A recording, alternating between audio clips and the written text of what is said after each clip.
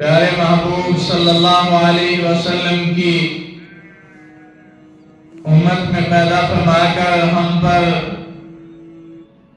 بے حد بڑا احسان کیا، اور وہ مالک کون جو تنے تنہا بادشاہ، تنے تنہا حکمران، سلطنت کی بقا اس کی، مارنے والا، اٹھانے والا، اور منہا خلقناکم،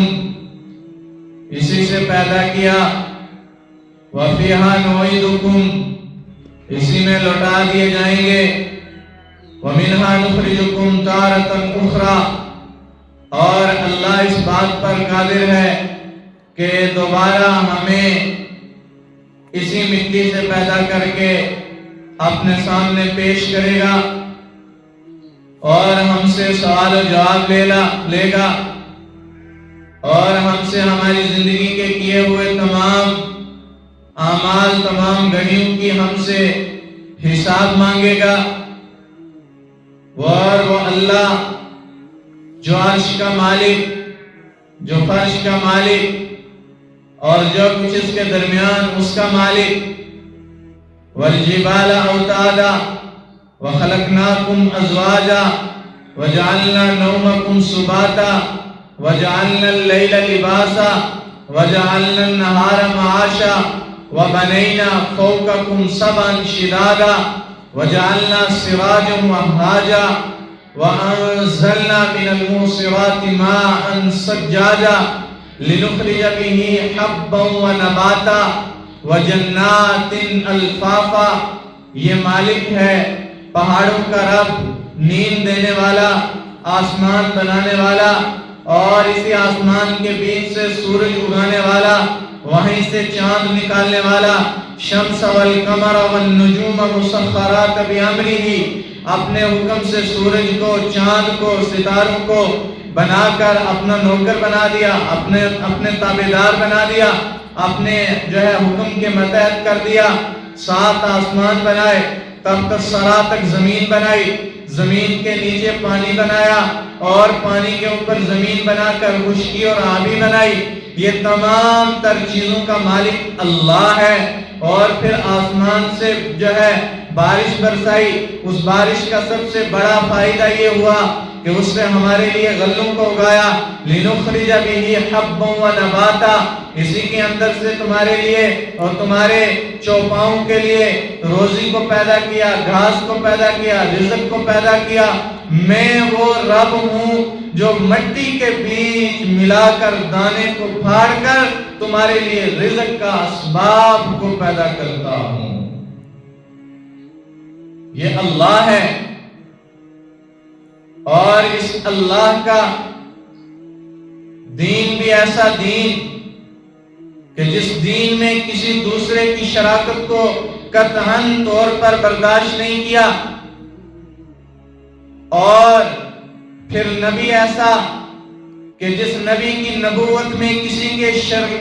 شرکت کو برداشت نہیں کیا۔ خود بنا رب العالمین، ساتھ میں رحمت للعالمین، خود غفور الرحیم، بالمؤمنین رؤوف الرحیم، خود بھی غفور رحیم، محبوب کو بھی اس صفت کے ساتھ جوڑ دیا۔ ہر جگہ میانہ روی کو، برابری کو اختیار کیا۔ اپنے محبوب کے لیے ایسے الفاظ کی تکرر، ایسے الفاظ کا کیا، ایسے الفاظ چنے، کہیں فرمایا یاسین،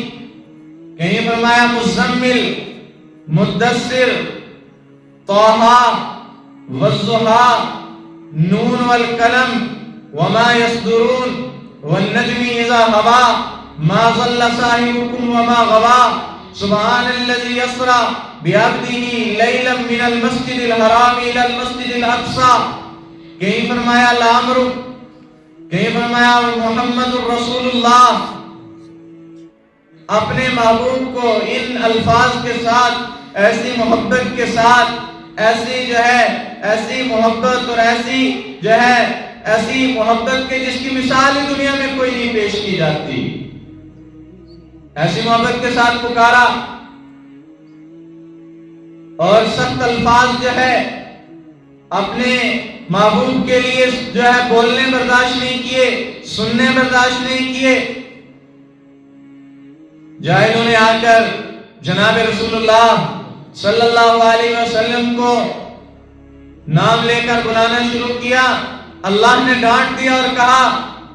آپ کی کیا حیثیت کہ میں رب العالمین ہو کر اپنے محبوب کو نام لے کر بلانا پسند نہیں کرتا؟ تم کیسے بلانا پسند کرتے ہو؟ کسی کو کوئی اختیار نہیں ہے وہ میرے نبی کو نام لے کر بلائے۔ کہیں اس طرح محبت کا اظہار کیا ابو القاسم، کہیں اس طرح اظہار کیا مزمل، قم اللیل الا قلیلا نصفہ او انقص منہ قلیلا او زد علیہ ورتل القرآن ترتیلا یا ایھا المدثر قم فانذر ربک فکبر وثیابک فطہر۔ کہیں کس الفاظ کے ساتھ، کہیں ایسے پیارے الفاظ کا تکرر کیا کہ جو لوگ یہ کہتے تھے نا کہ یہ کلام شاعر کا کلام ہے، جب انہوں نے یہ الفاظ سنے تو دنگ رہ گئے کہ یہ کسی شاعر کا کلام نہیں ہو سکتا۔ 3 کتابیں تورات، زبور اور انجیل یہ آسمان سے اتری اور یہ اللہ کی کتابیں، لیکن قرآن کریم کو کہا کہ یہ اللہ کا کلام ہے، اللہ کی زبان سے نکلا ہوا ہے۔ یہ معیار دین کا، یہ معیار قرآن کا، یہ معیار جناب رسول اکرم صلی اللہ علیہ وسلم کا۔ اور پھر ٹیگ لگا دیا اور یہ بتلا دیا کہ یہ خاتم النبیین ہے، ان کی بات آخری، ان کا فیصلہ آخری، ان کا قول آخری، ان کا فعل آخری۔ نہ نبی علیہ السلام کے بعد کوئی نبی آنے والا، جو آئے گا وہ کذاب ہوگا، وہ جھوٹا ہوگا، وہ کافر ہوگا، چاہے وہ جناب رسول اللہ صلی اللہ علیہ وسلم کے دور کا ہو، چاہے وہ آج کے دور کا ہو، چاہے وہ غلام قادیانی ہو یا کوئی اور بھی ہو، جو جناب رسول اللہ صلی اللہ علیہ وسلم کی نبوت پر، جناب رسول اللہ صلی اللہ علیہ وسلم کی رسالت پر، جناب رسول اللہ صلی اللہ علیہ وسلم کی عزت پر، عظمت پر بولے گا، وہ اس دنیا کا لعین ترین مرتد شخص ہوگا۔ جو رب اپنے نام، اپنے محبوب کے نام کو لینا پسند نہ کرتا ہو، وہ رب اپنے نبی کی نبوت میں شراکت کیسے پسند کر سکتا ہے؟ انا خاتم النبیین لا نبی بعدا، آخری نبی ہوں، میرے بعد کوئی نبی نہیں ہے۔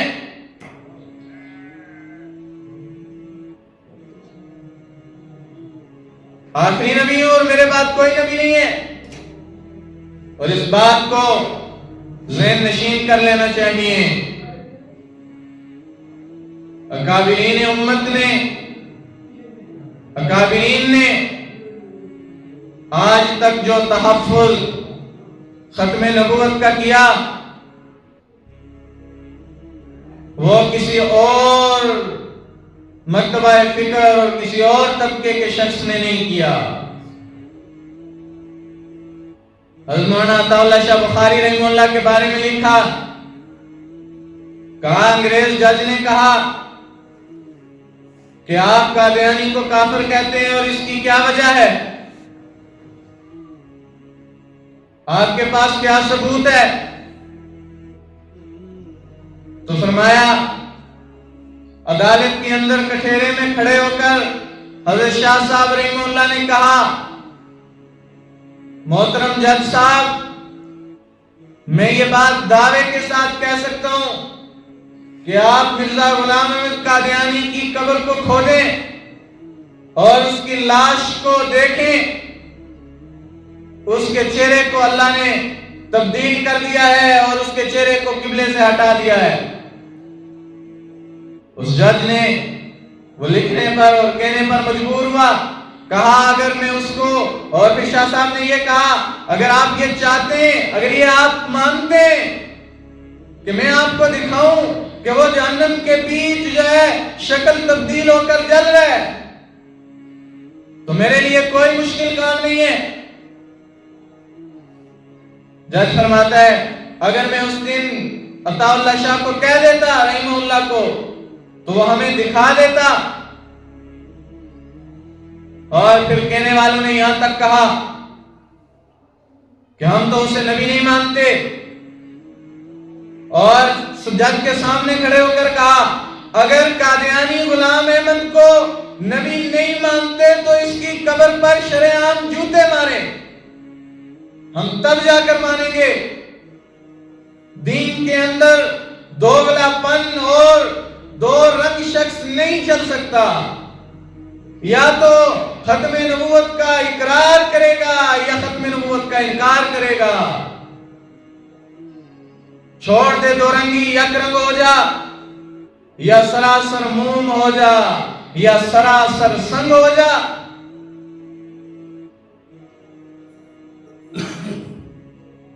اکابرین امت نے یہاں تک لکھا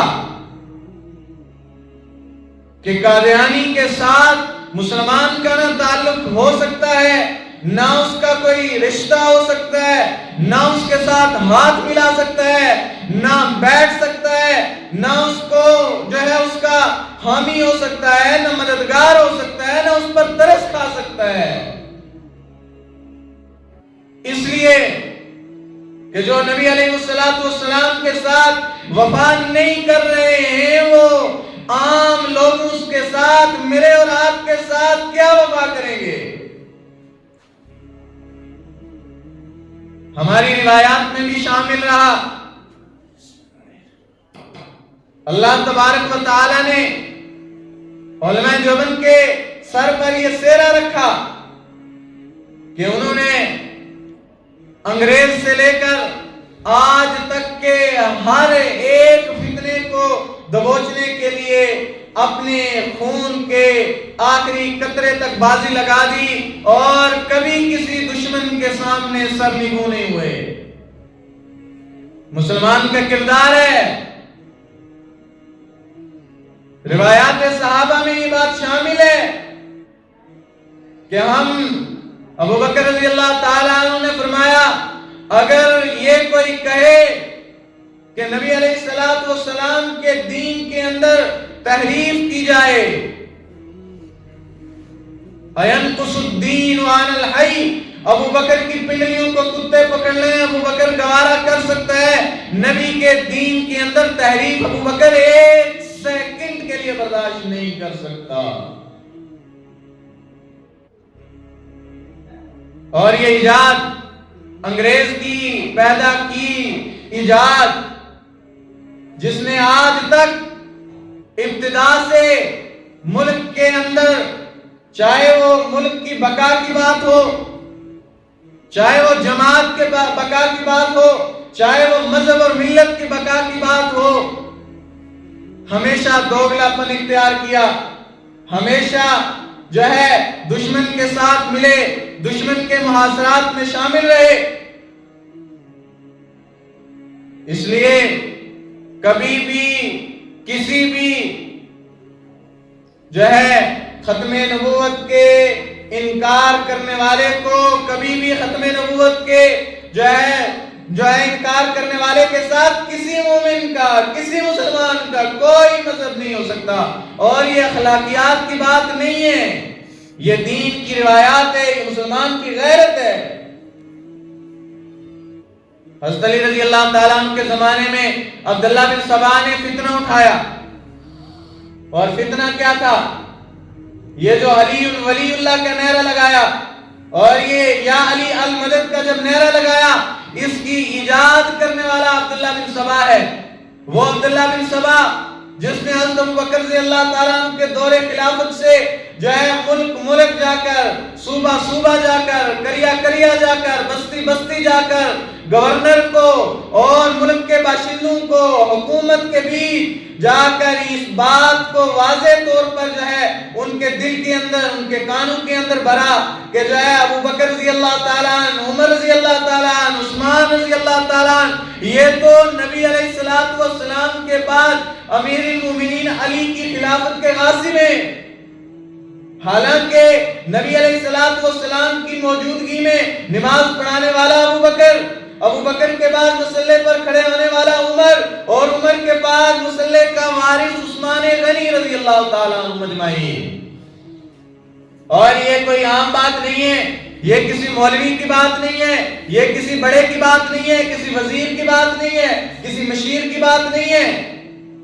بلکہ یہ اللہ کی طرف سے تقرر ہونے کے بعد جس کو رب چاہتا تھا اپنے محبوب کے مصلی پر کھڑا کرتا تھا۔ حضرت عثمان غنی رضی اللہ تعالیٰ عنہ کا جب جو ہے عثمان غنی رضی اللہ تعالیٰ عنہ کا دور خلافت آیا اور لوگوں کے بیچ جا کر کہا قریش مر گئے، قریش کہاں گئے؟ ان کے بیچ جو ہے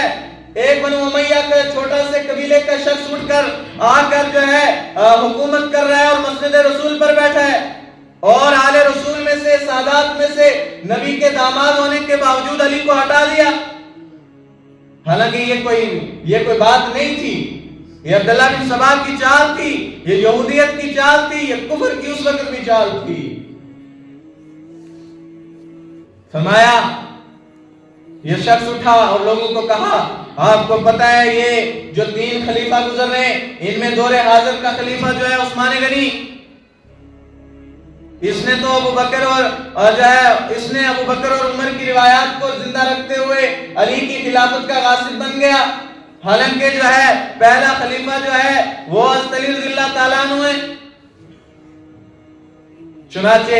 نعرہ لگایا علی ولی اللہ یا علی المدد۔ جب یہ باتیں حضرت امیر المومنین علی رضی اللہ تعالیٰ عنہ پہ گوش گزار کی گئی اور خلافت کا زمانہ حضرت علی رضی اللہ تعالیٰ عنہ کا تھا، ایک بات اور ذہن نشین رکھ لینی چاہیے، جب بات خلافت راشدہ کی آئے، یعنی جو حضور علیہ السلام نے جو دور خلافت راشدہ کا بتایا کہ اتنی مدت تک خلافت رہے گی اس کے بعد ملوکیت آئے گی، تو وہ دور جا کر حضرت حسن رضی اللہ تعالی عنہ کی 6 مہینے کی حکومت کے بعد جا کر وہ وقت مکمل ہوتا ہے۔ حضرت عمر رضی اللہ تعالیٰ، حضرت ابوبکر رضی اللہ تعالیٰ عنہ کا انتقال ہوا، امیر المومنین عمر بن خطاب رہے، شہید کر دیا گیا نماز کے دوران، اور اس کے بعد جو ہے خلیفہ ثالث جو ہے حضرت عثمان غنی رضی اللہ تعالیٰ عنہ، اور دنیا کے اندر مظلوم ترین شخصیت اگر شہادت کی وجہ سے اور ظلم اور بربریت کی وجہ سے دیکھی جائے تو حضرت عثمان غنی رضی اللہ تعالیٰ عنہ کی سب سے مظلوم ترین شہادت تھی۔ دشمنوں نے محاصرات تنگ کر دیے، کھانا بند کر دیا، پینا بند کر دیا، حتیٰ کہ اکسانے والوں نے بڑے بڑے صحابہ کے اولاد میں سے جو ہے لوگوں کو اکسا دیا، اور مظلوم ترین شخصیت، مظلوم ترین شہید قرآن کریم پڑھتے پڑھتے سینے پر وار کیا اور خنجر لگا، اور اپنے محبوب کو جا کر قرآن کریم کی تلاوت کا اللہ تعالیٰ کرتے کرتے جا کر قرآن خون سے اور آنکھ خون سے نہاتے ہوئے اللہ کے پاس گئے اور اپنے ساتھی کے ساتھ جا ملے۔ اس کے بعد حضرت امیر المومنین علی المرتضی رضی اللہ تعالیٰ عنہ امیر المومنین مقرر ہوئے، اور 1 مہینے سے زہر میں جو ہے ڈبو کر، زہر میں رکھ کر خنجر لایا گیا اور حضرت علی رضی اللہ تعالیٰ عنہ پر وار کیا، اسی وار کے ساتھ حضرت علی رضی اللہ تعالیٰ عنہ شہید ہو گئے۔ حضرت علی رضی اللہ تعالیٰ عنہ کا جب وقت دنیا سے جانے کا آیا اور جانے کے بعد حضرت علی رضی اللہ تعالیٰ عنہ نے رائے کثیر کے ساتھ حضرت حسن رضی اللہ تعالیٰ عنہ کو امیر المومنین مسلمانوں کا مقرر کر دیا، چونکہ حضرت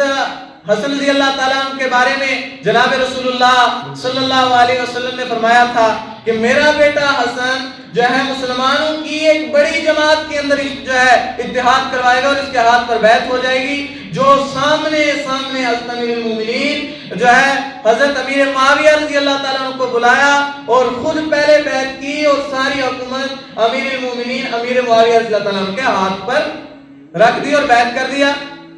جس میں عبداللہ جو ہے عبد الرحمن بن ابو بکر رضی اللہ تعالیٰ عنہ, اسامہ بن زید رضی اللہ تعالیٰ عنہ, عبداللہ بن عمر رضی اللہ تعالیٰ عنہ, حسن حسین رضی اللہ تعالیٰ عنہ اور اما عائشہ رضی اللہ تعالیٰ عنہ, امہات المومنین, حضور کا خاندان سارا سامنے نکلا اور امیر المومنین امیر معاویہ رضی اللہ تعالیٰ عنہ کے اوپر ہاتھ میں بیعت کر لیا اور حکومت امیر المومنین نے سنبھال لی اور امیر معاویہ خلیفہ بن گئے. چنانچہ یہ دور تعصبات کا شکار تھا. کوئی برادری کے زور پر لڑ رہا تھا, کوئی زبان کے زور پر لڑ رہا تھا, کوئی غریب کے زور پر لڑ رہا تھا, کوئی جو ہے امیر ہونے کی بنا پر جو ہے فتنے کر رہا تھا. تو عبداللہ بن سبا نے یہ انجیکشن لگایا کہ یہ جو ہے بنو امیہ میں سے عثمان آ گیا رضی اللہ تعالیٰ اور ان کی خلافت کو ہٹاؤ اور علی حقدار ہے. اور لوگوں کے ذہن میں یہ تعصب ڈالا, یہ لوگوں کے ذہن میں بات ڈالی کہ ان تین پہلے والے خلیفہ نے ان کی جو ہے خلافت کو غصب کر لیا. چنانچہ حضرت امیر المومنین علی رضی اللہ تعالیٰ عنہ نے خط لکھا اور عبداللہ بن سبا کو پہنچوایا کہ اپنی ان باتوں سے باز آ جا, اپنی باتوں سے باز آ جا, اس لیے کہ میں خانوادہ نبوت کا آدمی ہوں. میرے سے پہلے خلافت کا حقدار ابو بکر تھا جس کو حضور علیہ السلام نے خود مسلح پر کھڑا کیا. اس کے بعد اس جو ہے مسند کا حقدار عمر تھا رضی اللہ تعالیٰ عنہ. پھر اس کے بعد عثمان غنی تھا رضی اللہ تعالیٰ عنہ. وہ عثمان غنی جناب رسول اللہ صلی اللہ علیہ وسلم کو دعوت کی, حضور کو فرمایا یا صلی اللہ علیہ وسلم کا جو ہے ہلکے ہلکے قدم رکھنا, اور حضور نے قدم جب رکھے تو حضور علیہ السلام کے قدم گنتے رہے. حضور کو گھر کے اندر داخل فرمایا واپس گئے. عثمان غنی کہاں تھے؟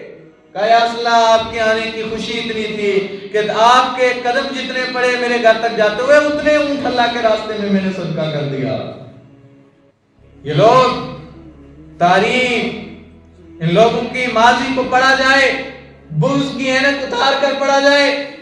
دیکھا جائے, تب جا کے ان کی سمجھ آتی ہے یہ کون لوگ تھے. اشداء علی الکفار رحماء بینہم, ان کو تو کافر دیکھ کر لرزتے تھے. چنانچہ عبداللہ بن سبا کے پاس خط پہنچا اور حضرت علی رضی اللہ تعالیٰ عنہ کے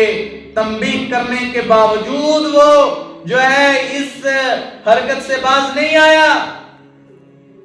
حضرت علی رضی اللہ تعالیٰ عنہ نے اپنی فوج کو بھیجا, اپنے سپاہیوں کو بھیجا, عبداللہ بن سبا کو پکڑا, اس کے 40 خواری جو ساتھی تھے ان کو پکڑا اور زندہ آگ لگا کر جلا دیا. اور اہل کفر کو, رافضیت کو, صحابہ کے دشمنوں کو, آل بیت کے دشمنوں کو یہ سب سے پہلا پیغام دینے والا آل رسول میں سے حضرت علی المرتضی رضی اللہ تعالیٰ عنہ تھے کہ صحابہ کی جو عزت پر, صحابہ کی آبرو پر اگر کوئی بھی بولے گا, چاہے وہ ابو بکر سے لے کر جو ہے اسامہ بن زید تک ہوں یا حضرت حسن سے لے کر حضرت امیر معاویہ رضی اللہ تعالیٰ عنہ تک ہوں, تمام کے تمام صحابہ ستاروں کی مانند ہیں. بِأَيِّ اِقْتَدَيْتُمْ, جس کی اقتداء کرو گے ہدایت پا جاؤ گے, جس کی پیروی کرو گے ہدایت پا جاؤ گے. اگر کسی نے بھی اصحاب رسول صلی اللہ علیہ وسلم کے اوپر رائی کے دانے کے برابر شبہ کیا, یہ اپنے دل میں یہ بات لائی کہ ہو سکتا ہے شاید ایسا بھی ہوا ہو, تو اس کو یاد رکھ لینا چاہیے کہ وہ شخص اسلام کے دائرے سے اس سوچ کے ساتھ ہی نکل گیا. اس لیے کہ چاہے وہ حکومت کا دور ہو, چاہے وہ خلافت کا دور ہو, چاہے وہ کوئی بھی دور ہو, خیر القرون قرنی ثم الذین یلونہم ثم الذین یلونہم, بہترین زمانہ میرا, میرے بعد میرے اصحاب کا, اس کے بعد والا آج کے زمانے کی تو خبر تک بھی نہیں ہے، کون دہریہ بن رہا ہے، کون کافر بن رہا ہے، کون رافضی بن رہا ہے، کون جو ہے احمدی بن رہا ہے، کون کچھ بن رہا ہے۔ لیکن اسلام کے لبادے میں اسلام دشمن عناصر مسلمانوں کی جو ہے ریڑھ کی ہڈی کو توڑنا چاہتے ہیں، اور توڑنے کی بنیاد کیا ہے؟ توڑنے کی بنیاد ہے تعصبات، فرقہ واریت، فرقہ پرستی، مسلمان کا مسلمان کے دستے گریبان ہو جانا، صحابہ کے اوپر ان کے پیدا کردہ لوگوں کو بلوانا، نبی کی نبوت کے اوپر ان کے پیدا کردے لوگوں کو جو ہے ان کے اوپر زبان درازی کروانا، یہ سب دشمن اسلام کی چال ہے اور رہی ہے، کیونکہ روایات ہندوستان، تاریخ ہندوستان کو پڑھو، قادیانیت نے تو علماء دیوبند کو اور علماء ہند کے جو جماعت آزادی کی جماعت تھی، انہوں نے تو اس وقت بھی غداری کی، یہ اس وقت بھی انگریز کے ساتھ ملے رہے، انگریز کی جاسوسیاں کرتے رہے، پیسے لیتے رہے، تنخواہیں بٹورتے رہے، اور جو لوگ آزادی ہندوستان کے لیے اپنے جان کے نذرانے پیش کرتے رہے، ان علماء کے ساتھ غداری کرتے رہے، چاہے وہ دین کے لحاظ سے ہو، چاہے سیاست کے لحاظ سے ہو۔ اس لیے ہر شخص کو چاہیے کہ میرا اوڑھنا، میرا بچھانا، میرا اٹھنا، میرا بیٹھنا، میرا سونا، میرا جاگنا اپنے محبوب صلی اللہ علیہ وسلم کی عین سنت کے مطابق اور طریقے کے مطابق اپنی زندگی کو ڈالنا ہے، اس کے باوجود کامیابی مل سکتی ہے۔ اگر کسی اور راستے پر جا کر کامیابی کوئی شخص تلاش کرتا ہے تو وہ رسوا اور خوار ہو کے، ناکام ہو کے گھر واپس آئے گا، کامیابی اسے نہیں مل سکتی۔ کامیابی کا ایک ہی ذریعہ ہے، وہ ہے جناب رسول اللہ صلی اللہ علیہ وسلم کے دامن کو پکڑ لینا۔ اللہ تبارک و تعالی ہم سب کو کہنے سننے سے زیادہ عمل کی توفیق عطا فرمائے۔